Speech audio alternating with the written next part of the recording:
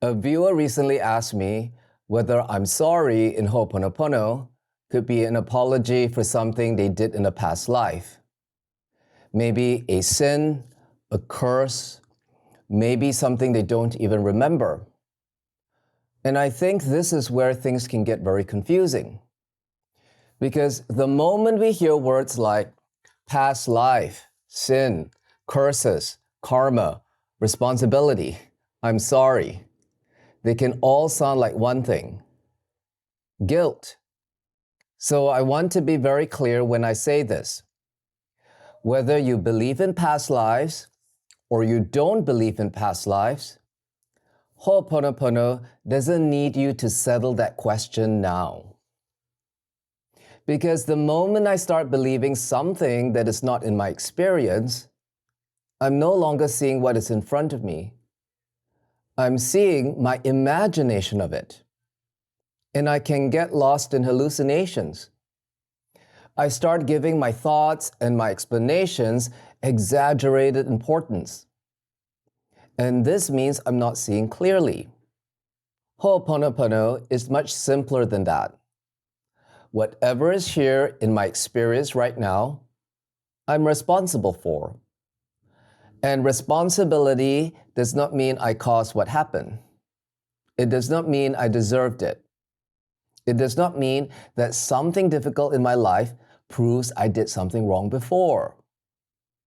Responsibility is much more immediate than that. This is here. How am I going to respond to it right now? So, if someone leaves a child at my doorstep, I'm not responsible for someone doing that. But the child is here. Now I have to respond. Do I ignore the child? Do I call for help? A natural human response would be to bring the child into my apartment and make sure it's safe. Same thing if somebody is shouting at me. Same thing if I find myself in an escalated situation. I'm not responsible for someone else's behavior or what they say. I'm only responsible for my response to what is happening. Past life or not, if it's here, it is data. In Hooponopono, when something in life becomes a problem for us, let's say money, health, or relationships, there is data replaying that determines how I see it and how I experience it. And we suffer our interpretations. Now, what do we use for that interpretation? Past judgment, past reactions, limiting beliefs, emotional charges. They run compulsively. They are accumulations that we have built up over time in the mind and the body. And if we use the language of karma here, karma means action. It means the past is continuing as data, as action and reactions in the present. And I'm suffering the past. I don't have to know where the program was written to see that it is running. Maybe the data began when you were 5, maybe from another lifetime. Maybe you have absolutely no idea where it came from. That does not matter. The simplicity is in the immediacy of it. What is requesting my attention right now? If it is active in me, it is data and I clean. A judgment comes up now. I see it, I notice it. A situation comes up now. I respond to it. There is an emotion now. I meet it. That's the cleaning. And it can only happen now because there is only now.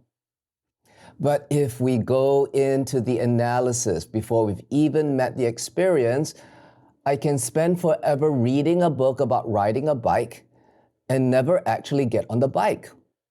Guilt is also data of the past. And this is important to notice because guilt can turn responsibility into punishment very quickly. I'm in pain now, so I think I must have done something wrong. And because I believe I've done something wrong, I punish myself. I tell myself I should have known better. I condemn myself to try to motivate myself to do better. And guess what? That creates more suffering, and that keeps feeding the data. Now the suffering becomes more proof that I've done something wrong and that I need to punish myself. I'm inside a closed loop, an argument, and there's no way to win it. This is the vicious cycle of guilt. Guilt is the memory of self-attack.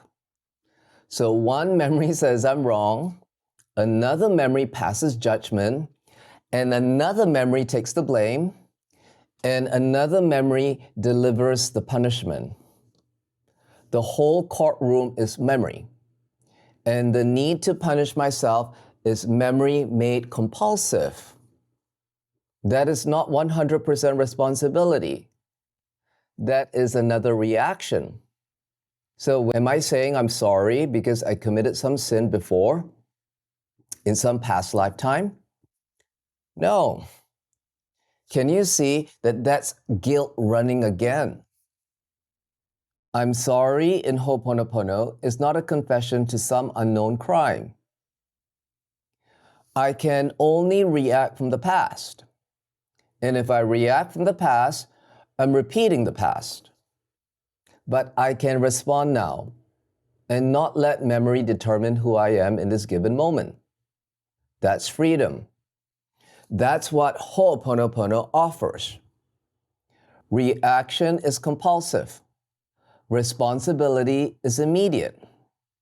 And we respond according to our present level of understanding, our awareness, and our capability. It's simple. We don't have to make it more complicated than it is. So look at all the responses that are available whenever a challenging situation comes up. I can set a boundary. That could be helpful in a moment, but it is not coming from fear. I can ask for help. I don't have to let pride get in the way. I can meet the suffering here without judging it. I don't have to be right about pain, and I'm open to healing. And there are a myriad of responses available if I'm responsible. What is being requested of me in this moment, and I love you, is always the right response. I accept what is here, and I do what is needed of me as a way of compassion and love for this one. Cleaning is an inclusive attitude. Anger, pain, suffering, anxiety, all of it gets met. And my intelligence is no longer limited to what I already know. This willingness is what makes me open to a response that I may not even have thought of. This is what freedom begins to look like. Nothing is disqualified. You meet what is shared, but your action stays precise, incisive, and undisturbed. Now you can respond accordingly to what this moment actually requires. And that is zero. Hooponopono is now. So until the next time, take care, be well, and I would love to hear from you guys.